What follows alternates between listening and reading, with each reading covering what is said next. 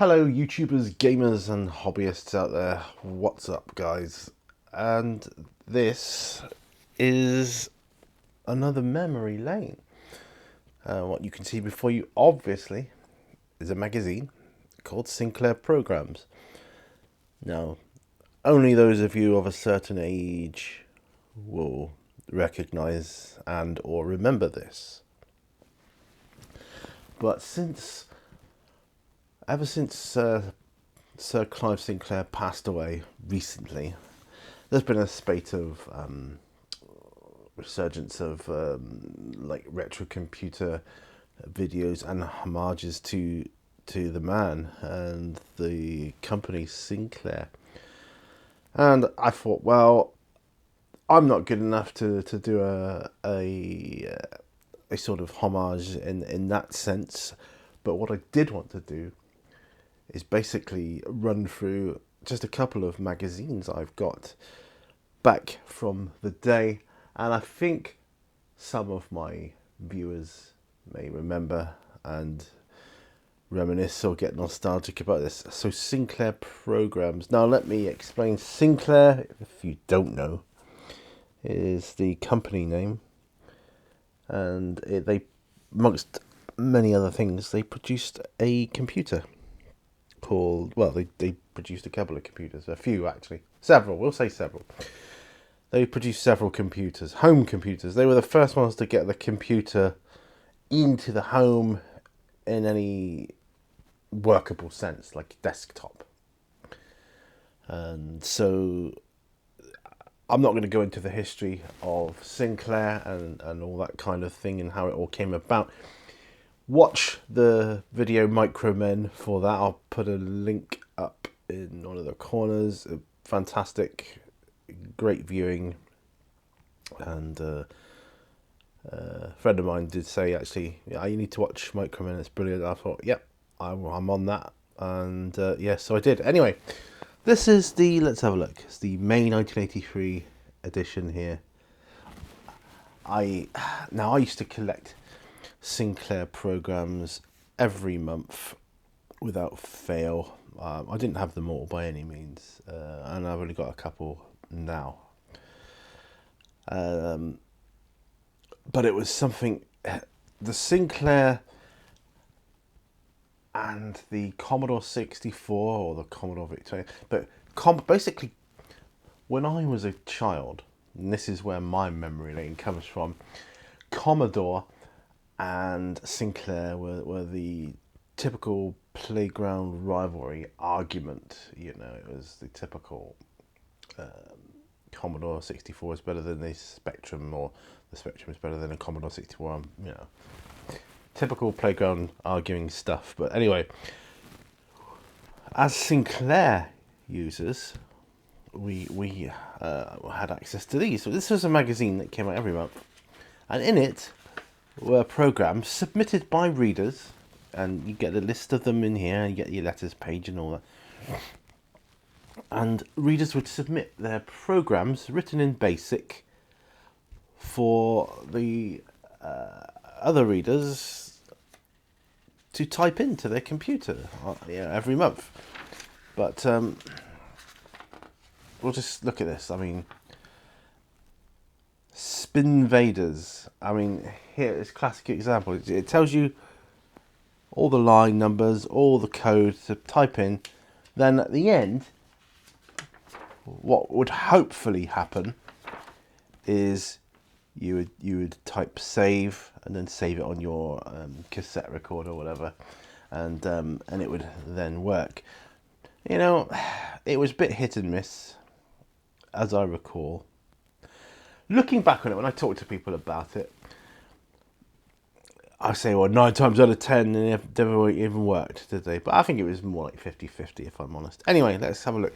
And it's littered with these adverts as well, which is brilliant because it takes you right back. And just some of them, it's just so cool. And I mean, none of these companies exist anymore. It's just really, really nice to look at. Look at this, free blank C20 computer cassette with every 2 cassettes you order. And this was before the days of internet and all that, of course. But without all this, there would be no internet, would there? So, you know, it's thanks to this. Look at this. Here's some selection of games you can buy on the ZX81 or Spectrum. I mean, I'm just looking at down some of these and the prices of them. Avenger. That was a great game. It's a bit like Defender. I had it on the ZX81. $4.95. Hefty price in those days, eh? Frogger, I think I had that as well. Oh, that's his Spectrum now. I don't think I had Avenger on the Spectrum. Yeah, I don't think I did. Football Manager. I had that on the ZX81. That was $4.95 as well. Don't think I had it on the Spectrum though, but yeah, it's so far long ago, it's difficult to remember. So, letters page. People complaining about shortage of 1K listings. Because what it was, you see, the ZX81 was 1K unexpanded. You had to buy a RAM pack to expand it up to 16K. I love the artwork you used to get. There's a hazard, you know, it's like, gives you the impression it's a racing game. And you type it in all afternoon, hoping it's going to be like a arcade racing game, and it's really not. It's just like a block on a screen or something. But good days, good days, good days, really good days. ZX80 program here, Pontoon 80. Now that is cool. I'm not going to go through all of the listings, but you know, these adverts are just it's just so cool. It really does take one back to the days of simple computers. Wow. And the names they would come up with: Climber, Pipeline, Gun Sight. I remember there was one I had what's called Time Machine, and it took me all day to type in, and it didn't work. It was full of bugs. And what you had to do, usually you had to wait till the following month, you see, and then sometimes they would put some solutions to the bugs. Black Crystal, I had that game. A fancy adventure game. He's got these Zuckman, Froggy. These are all games for the ZX81 here. You can see that. All machine code. That usually meant it was faster, and you know, all that kind of stuff. So yeah, so that's that one. I just want to show you a couple, because I've also got the July edition. Let's move that one out of the way a moment. Let's look on the back of these. Quicksilver, you know, adverts. I had Quicksilver games. Scramble, I think. The covers were always brilliant artwork. I used to love the artwork on the cover of Sinclair programs. It would usually be a hint at what was inside, you know, of what the games were that were submitted. I was never good enough to write a game to submit, but it was always an ambition, I suppose. Oh, there we go. ZX81. There you go. Oop, there we go. You see it? That's what I had first, my very first computer, which was a later version of the ZX80. So you can see the types of graphics you had. Flowchart. That's the program somebody wrote. Cricket. That's good. Some of these Defender, like you think, oh, I want to type that in because I want Defender and I don't want to pay for it. I'll spend all weekend typing it in. So that's Sinclair Programs. Arctic. They were a well-known software company at the time. So back when I had my computer, I subscribed to a series of magazines called the Home Computer Course. Anybody else remember this? On the back, This is a competition to win a BBC Micro or ZX Spectrum. I might enter it. When's the closing date? Closing date for entries will be given in issue 4. I don't have issue 4. So. The future starts here. What is a computer? Look at this. Like, what's software? What's hardware? And this, I used to look over this often, thinking, oh yeah, Commodore 64. It had advantages, disadvantages on each of the computers here, and of course, some of them doesn't even tell you what the disadvantages are really.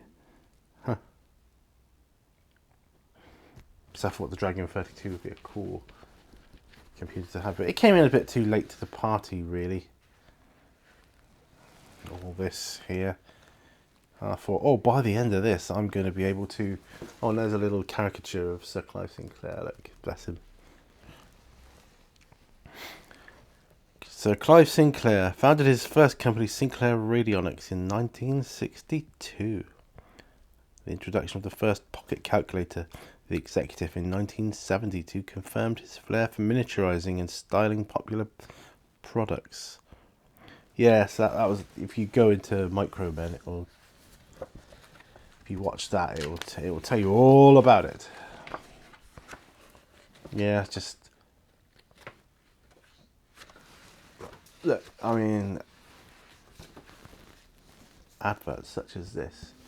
I mean, when you bought the Sinclair Spectrum at the time, it usually came with a package of so many games and or educational software.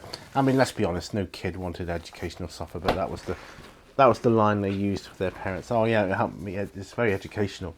This is issue 3. So that's a double issue. That's issue 1 and 2. It's a double one. Look, 80 pence. Because this is every week, so it's expensive stuff. Back in the day. Just looking there. There's a links there. Wow. All this stuff. This is what computers used to look like. Yeah. Big mainframes and valves and goodness knows what else. So, you know, getting the computer into the home. Look where we are now. Just look. Tells you all about loads of stuff. Total Recall. Talks about binary. And the future. A little bit different to how it actually panned out. Really. But there you go. That's just a couple of magazines I wanted to chat about, reminisce on. This is a memory lane after all, and I just wanted to do a video on it because I know that there are some of you out there who remember these days with fondness. I know I do. They are etched deeply into my heart. They are, you know, I have a soft spot in my heart for those days, the computer days, and yeah, I forever look back on them with fondness. So thanks for joining me on this little journey down memory lane. It's a bit of a different one to the usual going out and about, which I'm still not quite up to yet, but hopefully in the future I'll be able to get back on track with that. I want to do a journey of as many places I can remember where I've worked in my life. And see where we go from there. Obviously, the places aren't there anymore, but you know, like the companies that are advertised in these magazines are no longer in existence. But hey, I can take you to the locations at least, and it's a good log for me. This is good for me too. Doing this, something different as well. But thank you for watching anyway, and remember, all brushes lead to what. See you on another video, guys, and bye for now.